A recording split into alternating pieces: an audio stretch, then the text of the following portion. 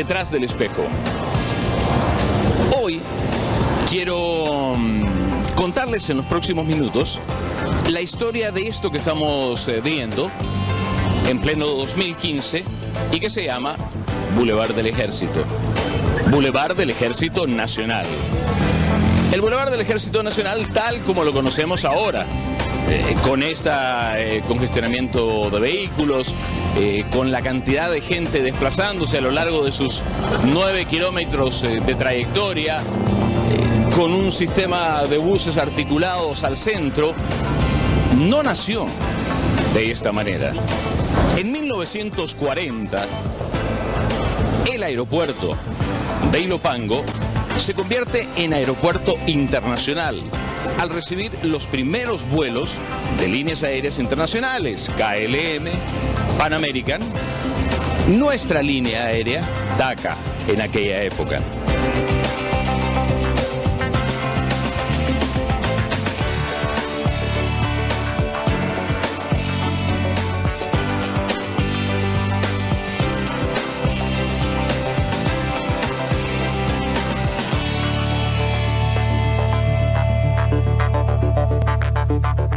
Y luego definitivamente comienza a darse con ese reconocimiento la tercera gran expansión de la ciudad de San Salvador. La tercera gran expansión de San Salvador se da entre 1948 y 1960. Y es la razón por la cual se le da el origen a este bulevar, el Boulevard del Ejército Nacional, construido entre 1955 y 1956.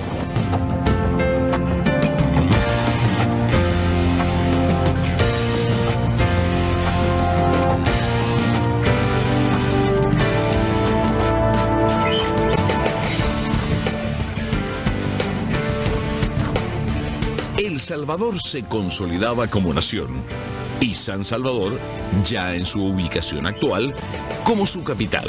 La primera expansión de la ciudad en los primeros años del siglo XX se dio hacia el sur, abarcando la localidad de San Jacinto, que era un pueblo distante un par de kilómetros del centro de San Salvador. Es para 1903 que se abre la gran Avenida Independencia, que era la entrada a San Salvador y el límite oriente de la capital. De 1931 en adelante se da la segunda expansión de la capital, con la consolidación del poder militar en el país. Todo se ordena territorialmente en base a esquemas militares. Surgen colonias que se trazan bajo líneas urbanas definidas conforme a trazos militares. Santa Anita, La Rábida, Escalón, Colonia Modelo y demás siguen esta expansión norte-sur.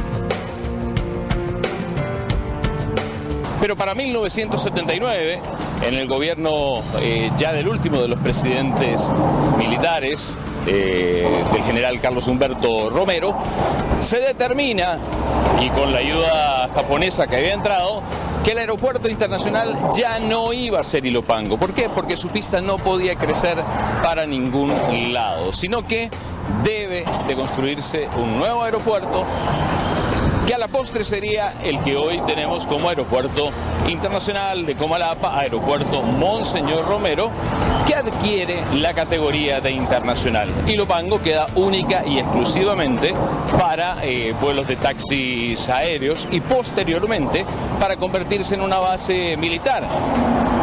Pero la explosión industrial con la que se había soñado desde las épocas del coronel Osorio y los otros gobiernos militares ya había estallado, era incontenible. O sea, la industria ya se había ubicado definitivamente a los márgenes del Boulevard del Ejército Nacional.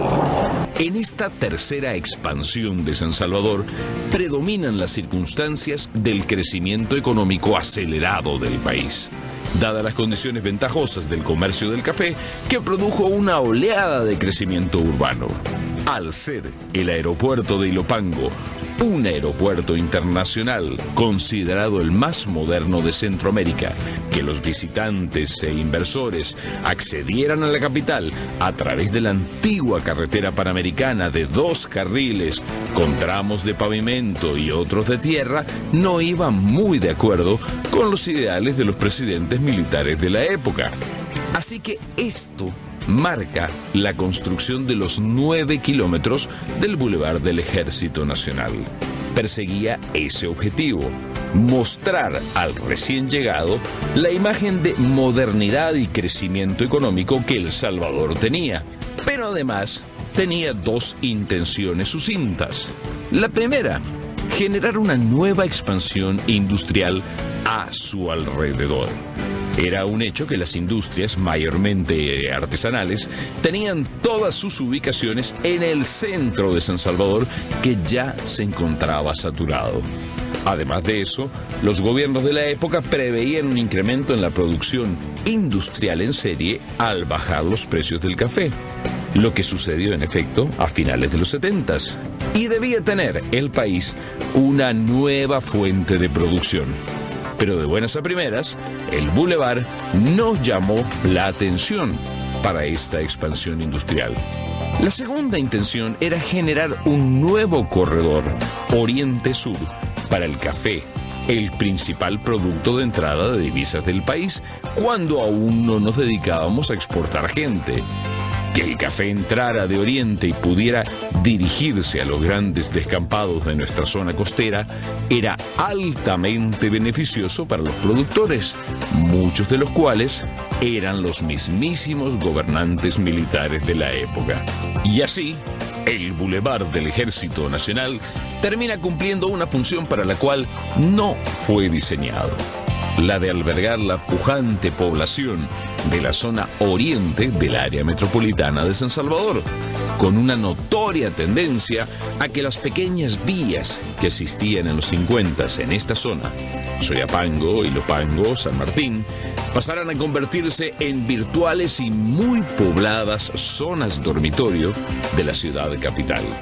Así desplazó el centro del área metropolitana de San Salvador hacia Oriente, y hoy hasta amenaza con inaugurar el Citrams para mover más de 180.000 salvadoreños que circulan día a día por el viejo bulevar rumbo y de vuelta de sus trabajos. Por la colaboración gráfica agradecemos a @ES Historia 32, Historia de El Salvador, y al historiador Edwin Alfaro.